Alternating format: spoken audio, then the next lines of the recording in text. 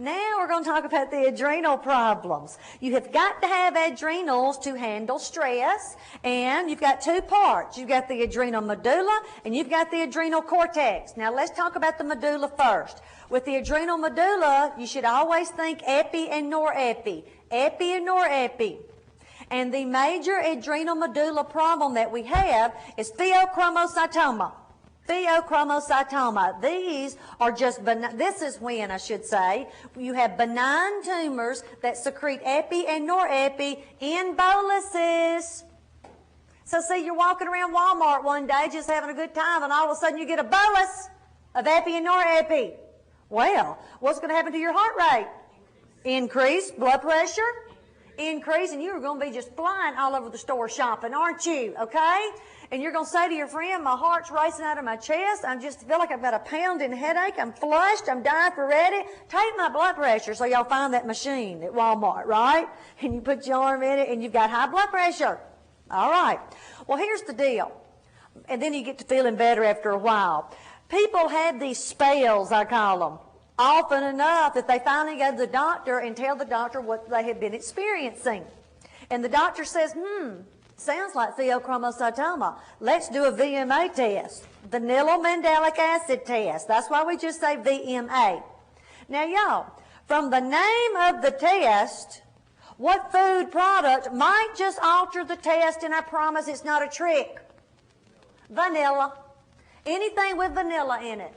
So now you got to know how to cook to pass NCLEX 2, you see, okay?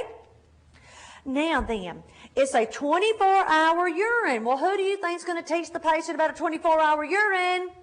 The nurse. So drop on down to the star. With a 24-hour urine, you should discard the first voiding and save the last voiding. And your teacher told you that they collect for 24 hours in a special container, and if they even miss 1 cc, they got to do what? Start the test all over again, right? And be sure and tell your little patient, if they're collecting it at home or in the hospital, that they do not have to void directly into the large container, okay? Because what they'll do is they'll pick up the container and try to walk around with it down the hall to the bathroom, okay? And then they end up dropping the whole thing in the floor. You would be surprised how often that happens. They can void into something smaller, okay? And then pour it into the special container. It's a 24-hour urine, and you're looking for increased levels of epi and norepi, also known as catecholamines, okay? Y'all, if they think that I have got pheochromocytoma, why can't, while I'm at the doctor's office, why can't I just give the lab a specimen while I'm there and let them check that urine for increased levels of epi and norepi? That's right. I may not be having a bolus at the doctor's office, right? You only have these spells every now and then. That's why it has to be a 24-hour urine. Now, before I move on to surgery, let me say this. Aren't there other things in life that can make you get a surge of epi and norepi? Yeah, what if you exercise really, really hard?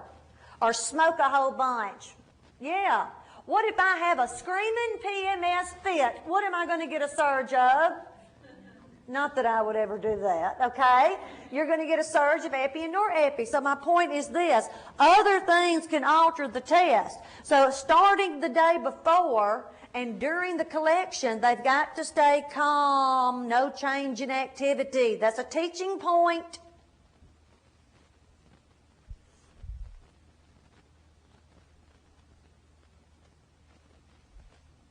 And treatment is surgery, where they just take out the tumors. Take out the tumors. All right, let's move on to the adrenal cortex now. You see, sometimes y'all in test questions, they may say just adrenal gland. And when they say adrenals or adrenal gland, you don't really know if they're focusing on the medulla or the cortex. But if they do get specific, at least you'll know what chemicals to think about. Okay, if it's medulla, epi, norepi, if it's cortex, that's when you think steroids. Okay? And you know that you've got your glucocorticoids, mineralocorticoids, and sex hormones. Now, there are 4 major actions listed under glucocorticoids. Okay? Look over to the side. I have given you some examples of some glucocorticoids in the box, all right? Common ones that we all use. And let me emphasize, a steroid is a steroid, y'all. We make them endogenously inside our body, but we can also take steroids in a drug form. And when you're given a steroid in a drug form, you need to know what kind of steroid it is, because different steroids have different types of actions, you see. That's what we're going to focus on. Now look at the second little box there. It says we secrete steroids normally, but the signs and symptoms are more pronounced when the patient is receiving oral or IV steroids, okay? So right now my body's making steroids, and I'm not really having all of these symptoms that we're about to go over. But you put somebody on a steroid, or they start developing a disease where they're making too many glucocorticoids, and they're going to become symptomatic. Also, look under glucocorticoids. The first thing you see there is change your mood. Some people, when they get on a steroid like prednisone, they get depressed, full-blown depression. A lot of people get mean. You give somebody a shot of Decadron, long-acting, and they'll be mean for a month, okay? And their wife will call back to the clinic and say, what did you give him? Don't you do it anymore. He's allergic to it. He's been mean, okay? They think it's an allergic reaction, okay? So some people get mean. Some people just get crazy. They absolutely go psychotic. And you'll see them going naked down the hall one day, leaving with their IV pole. Psychoses, okay? Insomnia can occur because steroids give us energy. If you've ever had a sports injury or something, they'll give you a shot of Decadron or cortisone in your knee or whatever you've hurt, and then they'll tell you, now rest. Stay off that leg. Well, the people can't rest because they've got so much energy, they just want to play tennis or whatever they're not supposed to be doing. So change your mood, suppress your immune system is another one that we have. Alter defense mechanisms. Everybody in here knows that when you're on a steroid, you can't fight infection, right? You're immunosuppressed. Break down protein and fat. Well, in a little bit, we're going to talk about Cushing syndrome person, and you're going to see that their arms and legs get real skinny because they're breaking down protein and fat. Another person I think of here is a child on steroids. When you have a child on steroids, they're breaking down protein and fat, so are they going to grow correctly? No, their growth can be inhibited in children. And inhibits insulin. Well, if you have inhibited your insulin, that means your blood sugar's going to go up. Blood sugar goes up. If your insulin's not working, blood sugar goes up. So now, anytime you've got somebody on steroids in the hospital, I guarantee they're going to start doing finger sticks on them to check their blood sugar, and the doctor's going to order sliding scale insulin for them. You see, it's medication-induced diabetes. All right, so let's review that. They change your mood, suppress your immune system, make you break down protein and fat, and inhibit your insulin. So I'm hyperglycemic now, aren't I? Okay? And remember, like I said, the mood changes. You may be depressed. You may be, another one that I need to say about the mood is euphoric. Some people become happy when they're on their prednisone, and they don't want to stop taking it. They love it. They love the energy. All right, now let's look at mineralocorticoids. Aldosterone is the major mineralocorticoid. And I told you we were going to talk about it every single day, so here we go again. We learned yesterday that the normal action of aldosterone is to make you retain what? Sodium in water. We're going to add a new sentence today. Makes you lose potassium. Because sodium and potassium have an inverse relationship. Okay, notice on your handout in bold letters, I've got too much, not enough. Figure out with your friend what's going to happen to the vascular space and the serum potassium when you have too much or not enough. All right, now then, let's look at the too much now. If you have too much aldosterone, you're going to retain too much what? Sodium in water, so you're going to go into a fluid volume. Excess, overload, okay? Now, what's going to happen to your serum potassium? It's going to decrease because if you're retaining sodium, you're losing Potassium. So the only two things I could ask you about there would either be fluid volume excess or hypokalemia, right? Okay. Now, not enough. If you do not have enough aldosterone, you're not going to be able to retain sodium in water, so you're going to lose sodium in water and go into a fluid volume deficit. So if you're losing sodium, you're retaining potassium, so hyperkalemia is what we're worried about there. Hyperkalemia. And then also we have sex hormones, and we're going to talk more about those in just a little bit, especially when we start talking about the Cushing syndrome person. Now, adrenocorticotropin hormones, also called ACTH, and cortisol mean the same thing. They refer to the hormones of the adrenal cortex. And when you hear the word steroid, this is referring to the same things. Also, as you can see on your handout, the word hypercortisolism is just another word for too many steroids. That's what I meant earlier when I said that in textbooks they always get it confused because they'll say glucocorticoids one minute, then they'll say cortisol, then they say ACTH. All of that means steroids to us, okay? Now then, let's look at adrenal cortex problems. And the first one we have is Addison's disease. Adrenal cortical insufficiency. Underline the word insufficiency.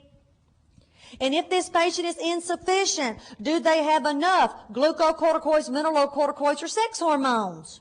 No, they're insufficient. That's why I said earlier, add steroids. Remember, with Addison's, we need to add steroids. That's just a way to remember it. Focuses on aldosterone. Normally, aldosterone makes us retain sodium in water and lose potassium. Do we all agree on that? Yes, okay. Now we don't have enough. We're insufficient. So we're going to lose sodium in water and retain potassium. So the serum potassium will be high. That's right. The majority of the signs and symptoms come from hyperkalemia initially, but it's going to get worse, okay?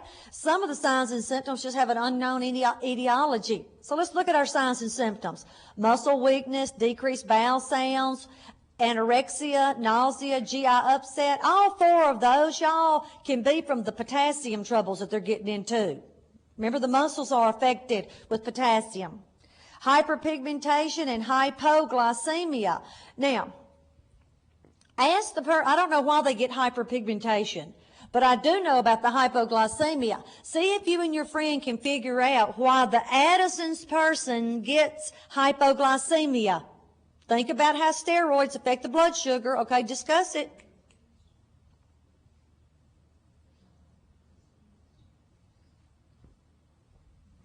What do steroids do to your blood sugar? Increase your blood sugar. So here I don't have enough, all right? I do not have enough steroids, so my blood sugar's going to drop. Blood sugar's going to drop. Let's go back to the top of the page where it says Addison's disease. There's three things I want you to write down. And the first thing I want you to write down is not enough steroids. Not enough steroids, shock, and high potassium. Shock and high potassium. Those are the three major things you need to think about when you think of Addison's disease. All right. Now, back down to signs and symptoms. The last thing there says hypotension due to increased capillary permeability and decreased ability for the vessels to constrict. But also they're becoming hypotensive because we are losing what from our vascular space? Sodium and water. Sodium and water. Now, if you check this patient's blood or urine for adrenocorticotropin hormones, would they be present or absent? Absent, because we're talking about, again, adrenocortical, what's the word? Insufficiency. Adrenocortical insufficiency. Treatment, combat shock, fight shock. Now, why are we having to fight shock? Because we are losing what? Sodium and water. Processed fruit juice and broth is good for this person because it has lots of what? Sodium. That's a good thing here. They need more sodium. Of course, we're going to do I&O. And if this patient is losing sodium, their blood pressure will probably be low because they're not just losing sodium, they're also losing water with it. They're losing volume. They will probably be gaining or losing weight. Losing. So what's their major nursing diagnosis? Fluid volume deficit. We're worried about shock. They will be placed on a mineralocorticoid, drug aldosterone, known as Florinef, okay? Because, y'all, isn't that what they're deficit in? Yes, that's what they're deficit in.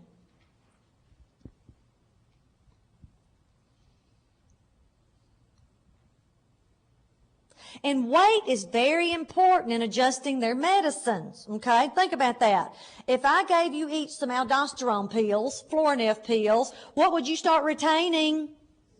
Sodium and water, and your weight would start to go up, okay? So see, these people have to learn to watch their weight at home and adjust their medicines accordingly, all right?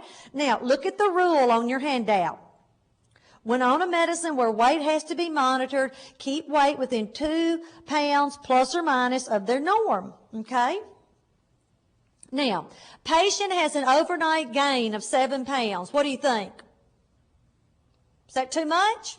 Yeah, that's way too much. I have to worry about heart problems and pulmonary edema. That's what I'm worried about here. Heart problems and pulmonary edema. So what needs to be done with the dose? Decrease or hold. Decrease or hold. And you may be saying, well, which one is it? The patient learns how to manipulate the medicine. You'll never have to select like an answer like that on boards, okay? Because we're just talking in general here. Also, overnight our patient has gained 7 pounds, okay? Excuse me, overnight lost 7 pounds. All right? What are you worried about now? Deficit, shock, right? Yeah, I'm worried about shock. So what needs to be done with the dose? Increase the dose.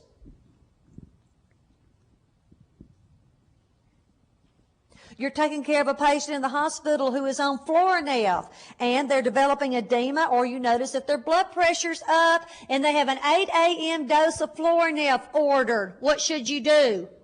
Hold it and call the doctor. Hold it and call the doctor. Y'all, if you gave it, what could you throw your patient into? Pulmonary edema, heart failure, fluid volume overload. All right, you're taking care of a patient in the hospital and you notice that their blood pressure steadily going down and they're on Florinef. Obviously, what needs to be done with the dose? Increase the dose. Now, I'm sure we've all heard of an Addisonian crisis, right?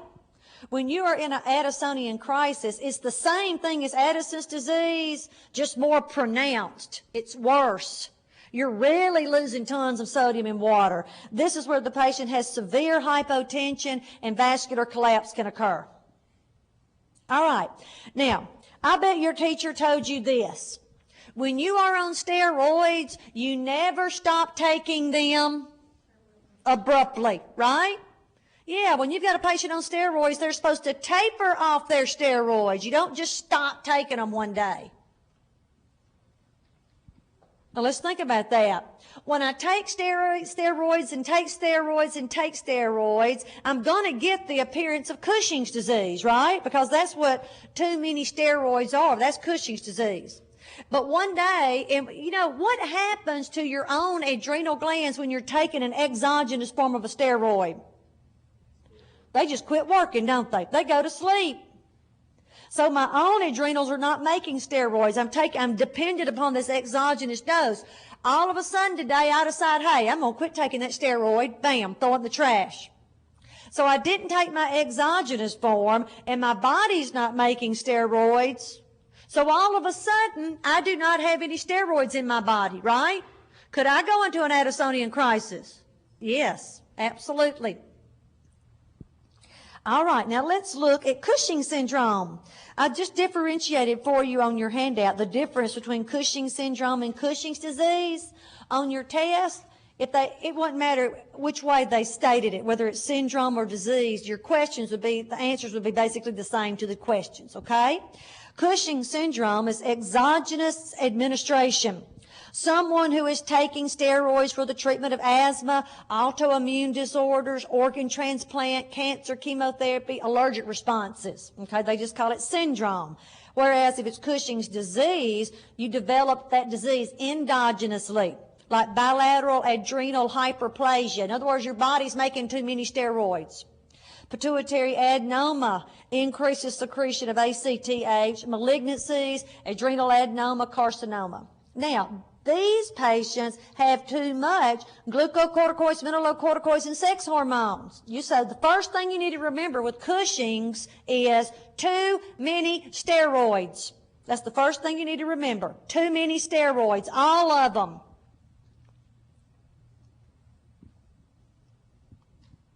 And you can see on your handout that I have a list of symptoms there, and I've got them grouped in clusters on purpose. One group of symptoms is because you have too many glucocorticoids. One group is because you have too many mineralocorticoids, and the other is because you have too many sex hormones. Now figure out which group is what.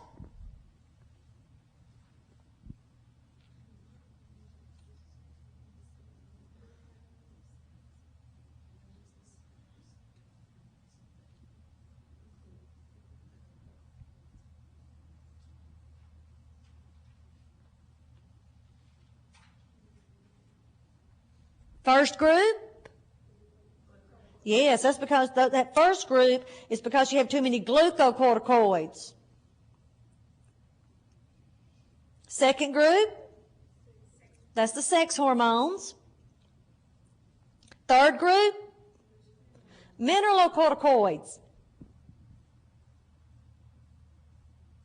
Now that I know that my body is making too much mineralocorticoid, aldosterone, look out to the side. My major nursing diagnosis is going to be a fluid volume excess.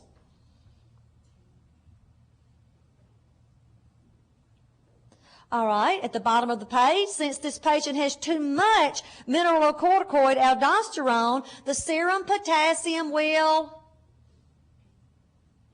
decrease. There you go. Decrease. Because you're holding on to sodium in water, so you're going to lose potassium.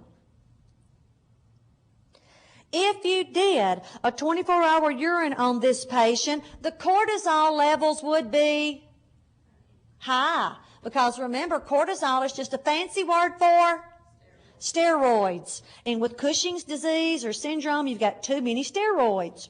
Treatment, adrenalectomy, may be unilateral or bilateral. Well, if both adrenals are removed, you're going to have lifetime replacement, because can you live without steroids? No, you got to have them. Now, this person needs a quiet environment. Now, here's the deal with that. Anytime your steroids are messed up, you can't handle stress. So they need quiet. And what does the patient need in their diet pre-treatment? Discuss those 4 things with your friend, and then we'll go over it.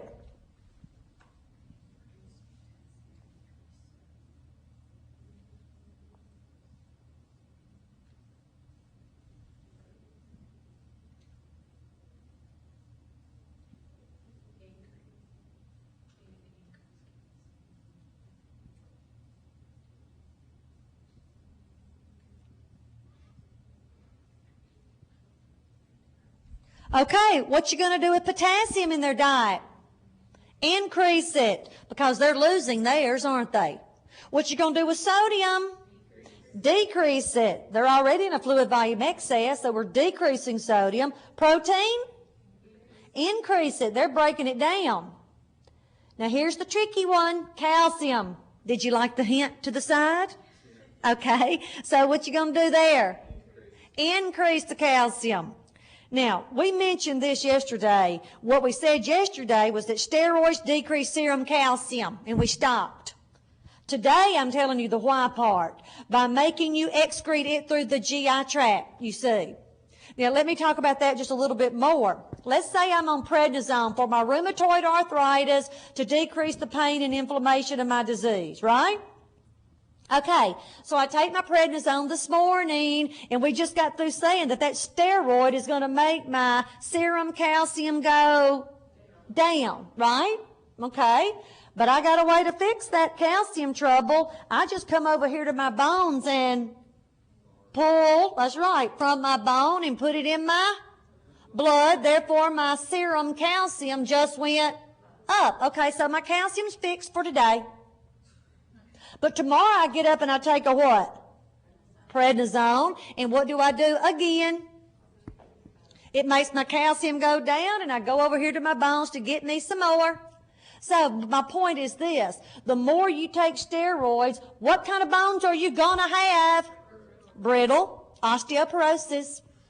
Steroids make you have brittle bones.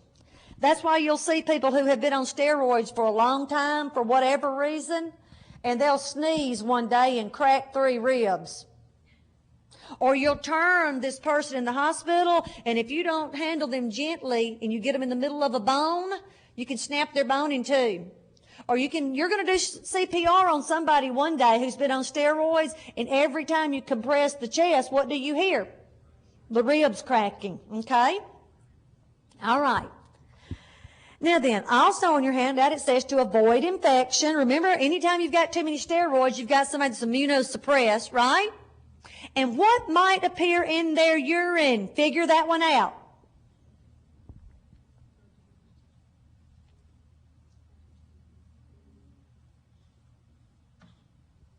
The top 3 answers I get here are glucose, ketones, protein. Write those down. Glucose, ketone, protein.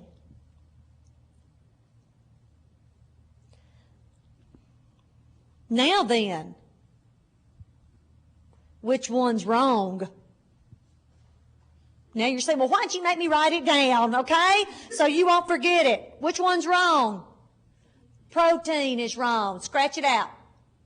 Put you a big X over it. Y'all, the only time we have proteinuria is when we have glomerular damage. I hadn't even said glomerulus since I met you yesterday. Now, have I? No, that'll be on the last day of the class. You can say glomerulus, okay? All right. This person doesn't have glomerular damage, but they will have glucose and ketones because steroids make your blood sugar go up, so the excess is going to spill over into the urine. And also steroids make you break down fat, which also makes you produce ketones.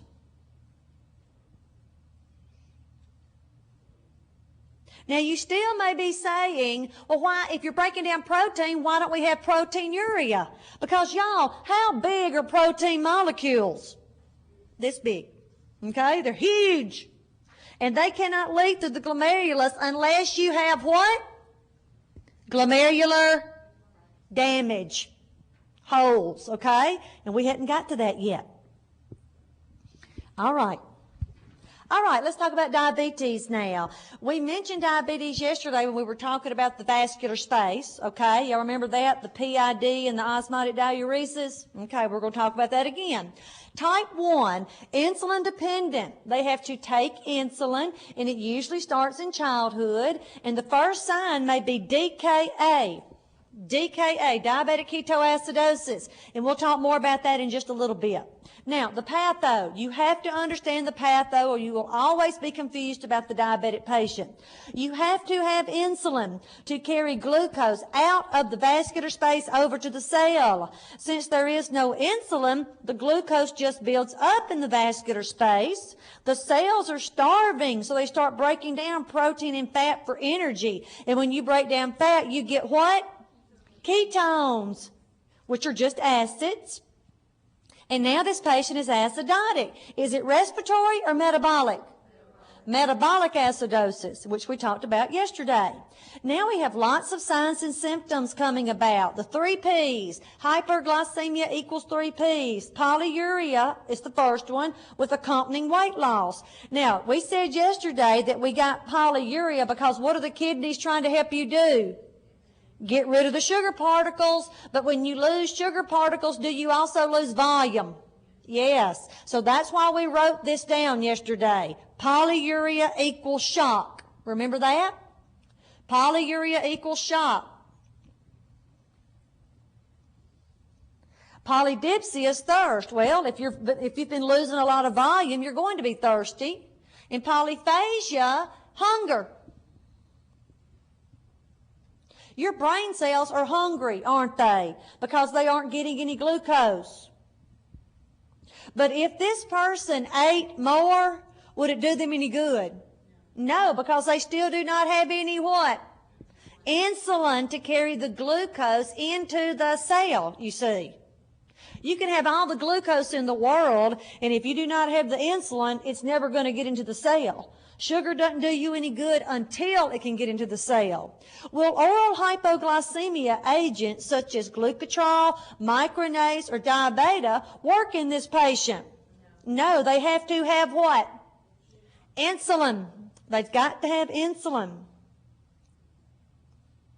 Now, I've listed for you here 2 different phenomenons you may see, Samoji phenomenon and the dome phenomenon. And when you're studying, just read over those definitions that I have listed for you there, okay? Now, let's move on and look at type 2 diabetes, non-insulin dependent. These people don't have enough insulin, or the insulin they have is no good. So in this person, y'all, is their pancreas still working? A little bit. Yes, that's important for you to know. Their pancreas is still working a little bit. These patients are usually overweight. They can't make enough insulin to keep up with the glucose load the patient is taking in. And this type of diabetes is not as abrupt as type 1. Think about type 1 for a minute. Remember, you got the 3 Ps, you're in metabolic acidosis, waking up in the ER usually, right? This is really sneaky. It's usually found by accident. Or the patient keeps coming back to the doctor for things like a wound that won't heal or repeated vaginal infections. Why does this patient have trouble with wound healing and repeated infections? What is their blood full of?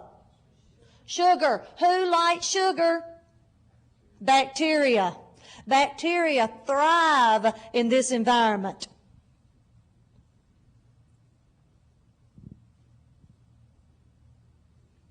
Treatment. We start with diet and exercise, and then we might have to add an oral agent. You see, in some people, diet and exercise fixes the problem. Maybe they just need a little control, all right? So diet and exercise, then they might have to add an oral agent. Then if that doesn't work, like if you have somebody that's really non-compliant, they'll have to start taking what? Insulin. All right, now general treatment of diabetes. The majority of the calories should come from complex carbs, then fat, then protein. Now the major thing I want you to get out of that is this. I'm limiting the protein for a reason. We're limiting the protein because of the sentence out to the side. Diabetics tend to have renal disease. Renal disease. And everybody knows that when you have kidney troubles, you limit protein, right? And we'll study more about this and why they have the renal disease in just a little bit. Now, why are diabetics prone to coronary artery disease? Because sugar deposits and destroys vessels just like fat. Everybody in here understands what happens to your vessels when you have a high-fat diet, atherosclerosis and that sort of thing. Sugar does the same thing. So the diabetic not only has to watch their sugar, they have to watch their cholesterol and triglycerides and everything too. They've got double damage to their vessels, you see. High-fiber diet is good for this person because it helps keep the blood sugar steady. They may even get to decrease insulin. A high fiber slows down glucose absorption in the intestines, therefore eliminating the sharp rise and fall of the blood sugar. Now let's talk about that for a second. You know, most of the time when you're at school and you have a break, you run and get you a candy bar and a Coke. That's what a lot of people do. So what is going to happen to your blood sugar? It's going to shoot up really high, and then in 30 minutes it's going to do what? Bottom out. So see, y'all, I pointed my finger really high and then really low. Those are extremes in the blood sugar. Now here's what you write down. Extremes equal vascular damage. Extremes equal vascular damage.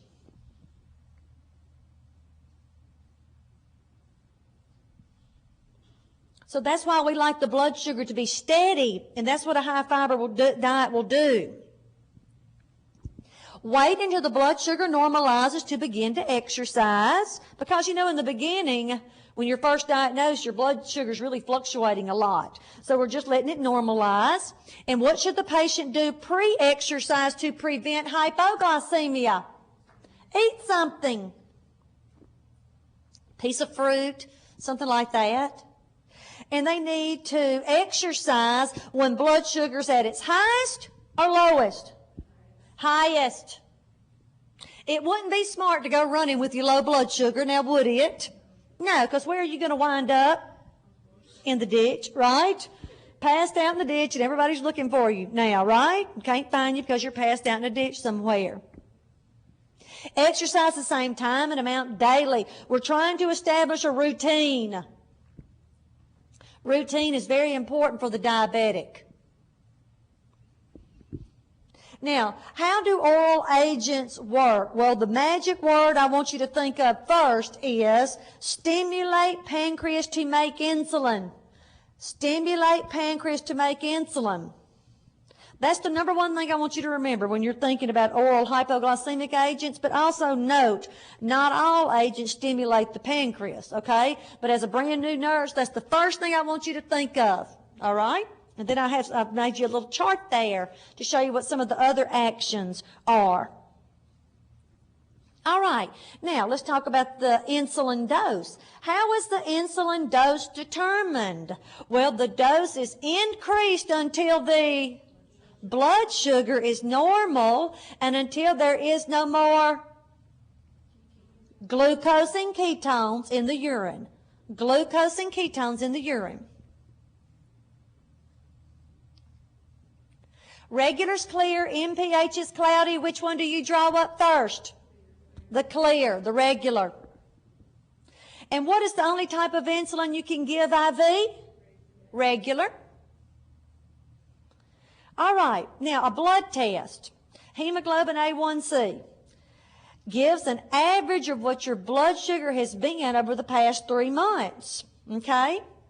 So that's a way the doctor can look at your hemoglobin A1C and see if you've been telling the truth about your blood sugar, right? Because it's going to give you an average of what it's been for the past 3 months, no matter what you say, okay? Now, patients should eat when insulin is at its peak. That's why we have the little box out to the side. Peak, you need to think hypoglycemia. Y'all think about that. When your insulin is peaking out, working the hardest, that's when your blood sugar will be at its lowest. So that's why you were told to memorize the peak so you could hurry up and get a snack in the room, right? The patient needs a snack, needs something to eat during that time. Now, what happens to your blood sugar when you're sick or stressed? It goes up, doesn't it? Yes, it goes up. It says on your handout, a normal pancreas can handle these fluctuations. An increase in the blood sugar when sick or stressed is a normal reaction to help us fight the illness or stressor. But if I'm a diabetic and that stress or illness makes my blood sugar go up, I've got to remember to do something. What must I do to my insulin dose? Increase the insulin dose. Increase the insulin dose. That's what the diabetic needs to remember. increase the insulin dose. If they do not increase their insulin dose in the presence of that higher blood sugar, see, it's higher than it's been being, right? If they don't increase their insulin dose, what major complication are they headed towards? DKA. Here's your formula. Illness plus diabetes equal DKA. Illness plus diabetes equal DKA. That's why they must be watching their blood sugar so closely when they're sick or stressed out. Now, rotation of sites. Rotate within an area first. Rotate within an area first. And all I mean by that is this. When you are administering to yourself insulin injections, you use one side at a time. This week, I'm using my right arm, okay? And I'm going to use up all these sites. And then don't use that site anymore for 3 to 6 weeks, because you've got to give that site time to do what? Heal. If you don't allow it to heal, that's when you get connective tissue and scar tissue, and your teacher called it lipodystrophy. And when any of that stuff occurs, what just happened to my insulin absorption? Decreased. You see, I just lost a site. You don't just randomly give yourself shots every day. That's what they do in the hospital, I know, but not when you're taking care of yourself at home. You see, I want to conserve sites as long as I can because I have a chronic disease, don't I? Do we aspirate insulin? No. Too much tissue trauma. Too much tissue trauma. It's why we do not aspirate it. The diabetic doesn't need more tissue trauma. What's another drug that we never aspirate? Heparin, Lovenox. Heparin and Lovenox, same reason. Too much tissue trauma.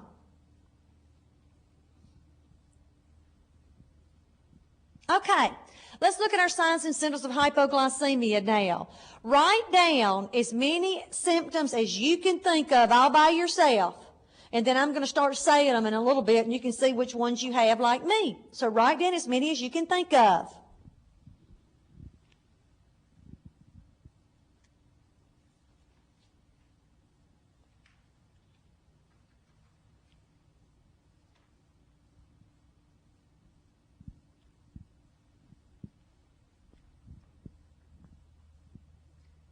Shaky, nervous, increased pulse, cold and clammy, nausea, confusion, headache.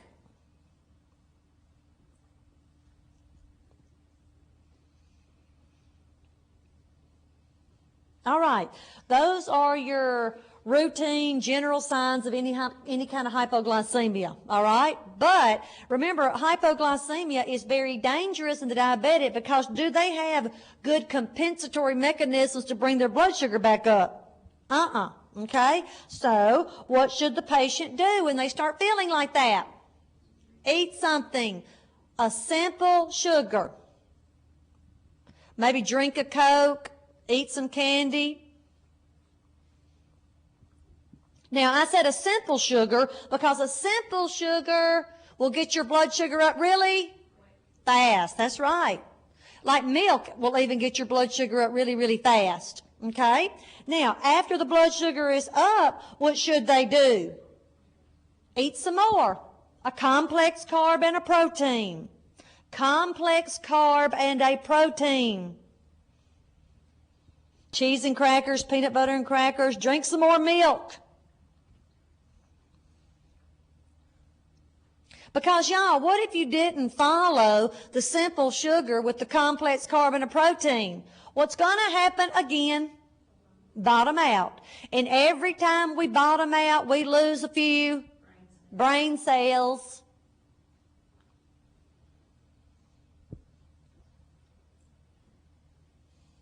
You enter a diabetic patient's room and they are unconscious. Do you treat this patient like he is hypo or hyperglycemic? What you think? hypoglycemic. Y'all, can you have unconsciousness with both conditions? Yeah, you can be unconscious with hypo and hyper. But the one that's the most dangerous is hypo because of the brain. So you run, go get you a couple of amps of D50 and you push it IV and you keep your fingers crossed that your patient wakes up, right? Now, when they awaken, what should you do? Make them eat. They need to drink some milk, eat some peanut butter and crackers, something. Now remember, when you're pushing D50, it's a big amp of it, isn't it? It's pretty big. It's hard to push, so when you start pushing it, just know it's going to be hard to push. You just have to keep with it. And if you have a choice, you need a large bore IV. It's going to push easier that way, but it's still hard to push, okay? Physically, I'm talking hard to push. Now, also injectable glucagon can be used, and it's used when there's no IV access, okay? It's an IM. Whether you use D50 or injectable glucagon, both of those are going to give you temporary increases in the blood sugar. Temporary increases in the blood sugar.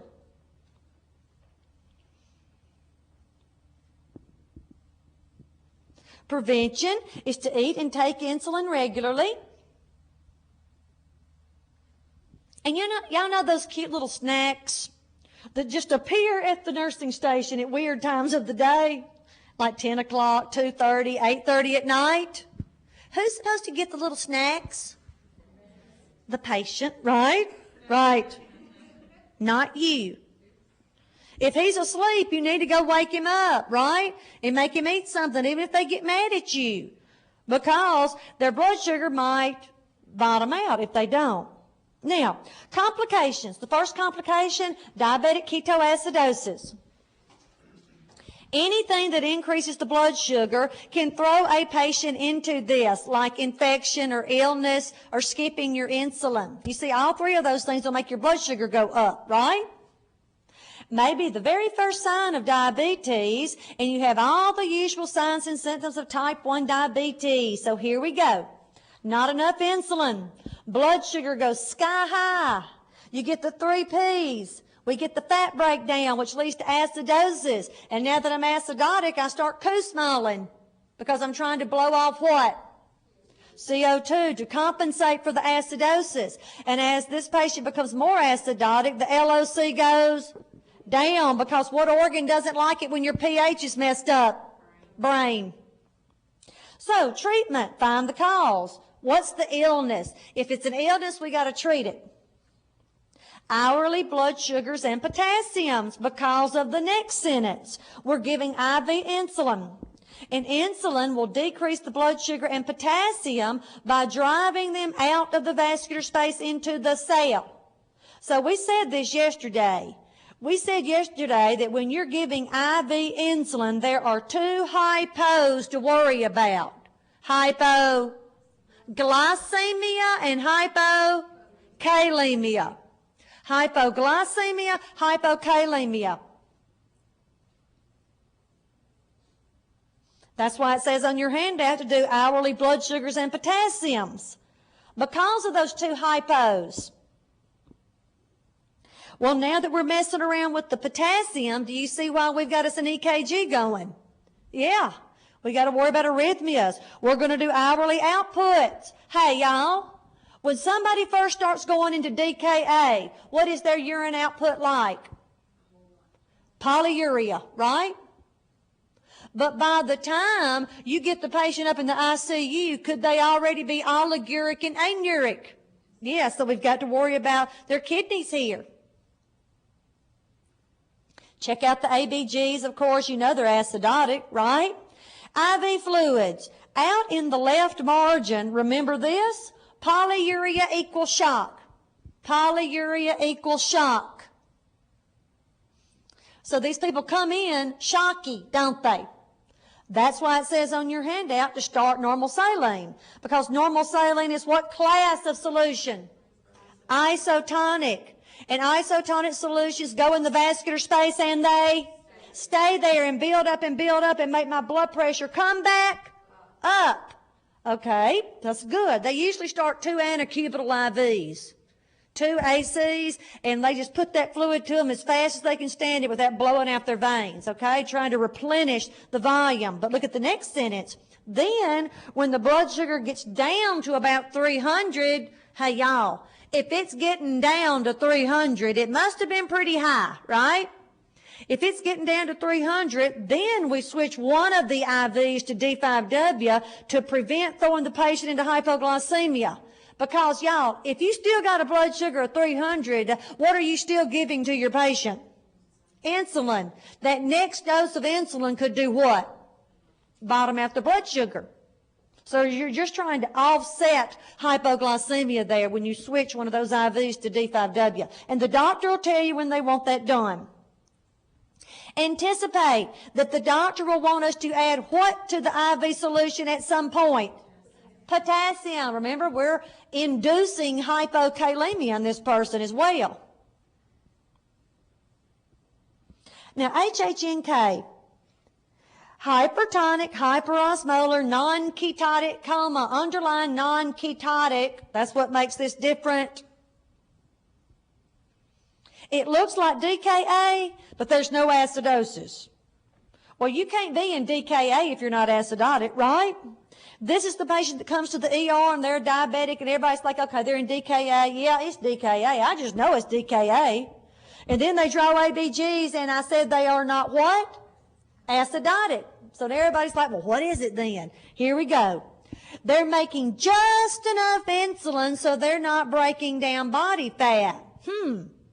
If they're making just enough insulin, what type of diabetic is this? This is the type 2 diabetic. So they're making just enough insulin so they're not breaking down body fat. No fat breakdown, no ketones, no acidosis, right? Okay. Will this patient have Kussmaul's respirations? No, because they're not acidotic, right? So in the NCLEX world, type 1 diabetics get DKA, type 2 get HHNK. In the real world, they can swap them around. A type 2 can get DKA. But see, if you go into boards thinking like that, you're going to be all confused. This is how you learn it for NCLEX, all right? Okay. Now, complications. Well, if I had to pick one complication of diabetes, it would have to be vascular problems from head to toe, starting at the eyes and going to the feet and catching every organ in between. You'll see what I'm talking about. They develop poor circulation everywhere due to vessel damage. Sugar irritates the vessel lining, all right, and you get and also accumulation of sugar will decrease the size of the vessel lumen, therefore decreasing blood flow. So now we get diabetic retinopathy. Can this lead to blindness? Yes. Y'all, your retina, is it very vascular? Yes, it's very vascular. Okay? Don't you remember when you faked it and you check it off with the ophthalmoscope? Okay? Did y'all have to check off with the ophthalmoscope at school? And y'all all faked it, acting like you could see the retina. Oh, yes, I see it. We know you didn't see it, okay? But the retina is very vascular, so those little tiny vessels become damaged by the sugar, which leads to blindness. Nephropathy, kidney damage. Y'all, are kidneys vascular? Very vascular. That's why so many diabetics end up on hemodialysis. Also, neuropathy, nerve damage. Sugar kills nerves. This is where you get into the sexual problems like impotency. You know, you'll hear people, a man come to the doctor, 89 years old, had never been to the doctor my whole life. But if that happens, who are they calling? 911, right? Okay? Well, they already have nerve damage. That's why routine physicals are good. They can offset problems from ever happening. Now, number 2, foot and leg problems, pain, paresthesia, numbness. Okay? This is where you hear about a diabetic who gets in water that's way too hot and they burn their feet. Another common scenario is they walk around with a little rock in their shoe all day, and they never felt it. Now they have a hole in their foot, okay? They can't feel. Or you'll hear people say things like, my feet and just burn so bad at night I can't even sleep. That's the neuropathy that's occurring. Now, teach the person everything you know about foot care right now. Come on, talk to each other.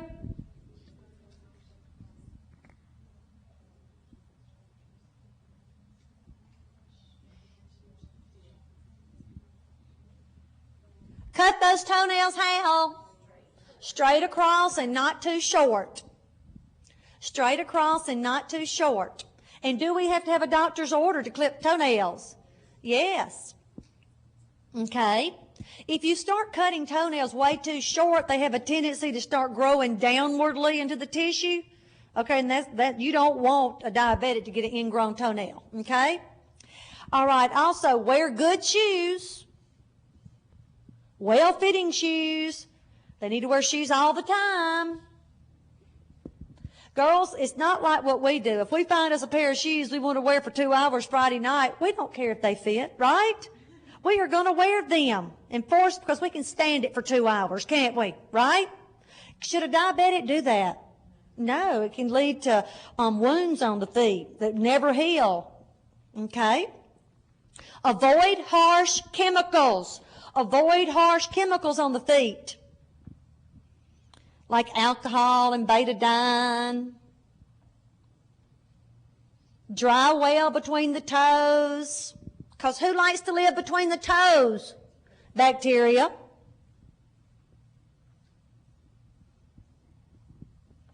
And inspect feet how often?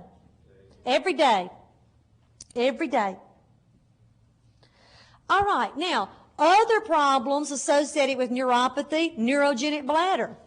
Your bladder doesn't have tone, which can lead to one of two problems. You either will wind up with fluid retention, urine retention, I should say, because your bladder can't contract,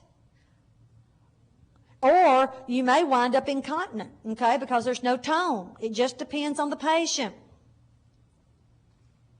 And then also gastroparesis. This is when the stomach emptying is delayed, so there's an increased risk for aspiration. And then also with an increased sugar throughout the body, there's always an increased risk for infection, right? Okay. Enough on the endocrine system.